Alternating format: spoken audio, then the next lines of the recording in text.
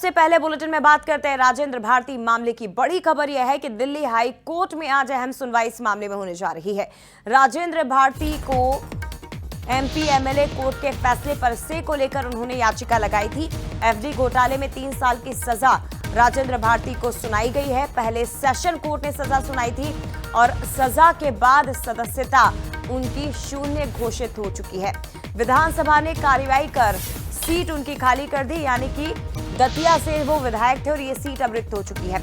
लेकिन क्या उन्हें हाई कोर्ट से राहत मिलेगी, इस पर सबकी नजरें टिकी हुई हैं।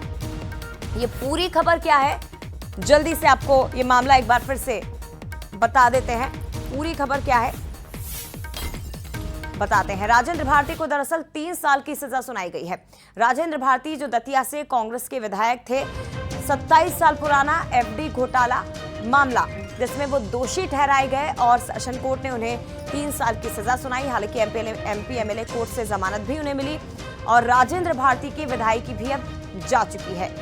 लेकिन राहत पाने के लिए उन्होंने हाई कोर्ट में याचिका लगाई और अहम सुनवाई आज उनके इस मामले में होने वाली है। सीधे रुख करते हैं। सूरज शर्मा भोपाल से इस वक्त लाइव जुड़ गए हैं। सूरज, राजेंद्र भारती तो जाहिर तौर पर उम्मीद कर रहे होंगे कि उन्हें राहत मिले, लेकिन क्या हो सकता है आज कोर्ट में राहत मिलेगी तो क्या उनकी विधायकी पर भी इसका असर पड़ेगा? देखिए, बिल्कुल जिस तरीके से सेशन कोर्ट ने 3 साल की सजा सुनाई थी, उसी कोर्ट के फैसले के विरुद्ध में याचिका लगाई गई है हाई कोर्ट में, जिसमें कहा गया है कि एक तो सजा पर स्टे होना चाहिए, दूसरी जो सदस्यता शून्य हुई है उसकी बहाली भी होनी चाहिए। 2 बिंदुओं को लेकर कोर्ट पर स्टे को लेकर याचिका लगाई गई। पिछली सुनवाई 15 अप्रैल को थी, लेकिन जब वो अपना शिकायत पत्र पेश नहीं कर पाए थे, जिसके चलते 28 तारीख बढ़ाई गई थी।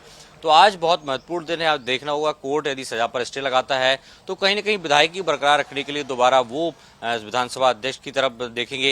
लेकिन बड़ा अपडेट ये है कि दोपहर 11 से 11:30 तक माना जा रहा है कि इस मामले में सुनवाई होगी। सरकार से भी जवाब हाईकोर्ट ने मांगा गया है। तो आज का दिन भी महत्वपूर्ण है, क्योंकि जिस तरीके से हम देख रहे हैं मौजूदा परिस्थितियां बनी हुई राजनीतिक घटनाक्रम है, यदि राजेंद्र भारती को राहत मिलती है तो कहीं न कहीं दतिया सीट को लेकर एक बार फिर से राजनीतिक समीकरण नए स्तर पर बनते आएंगे। और यदि सजा पर स्टे नहीं मिलता है तो कहीं न कहीं माना जा रहा है कि जिस तरीके से 1 महीना हो चुका है और अब 5 महीने का समय बचा है। हमने देखा विधानसभा ने सदस्यता भी शून्य कर दी, यानी सीट रिक्त घोषणा की कर दी है।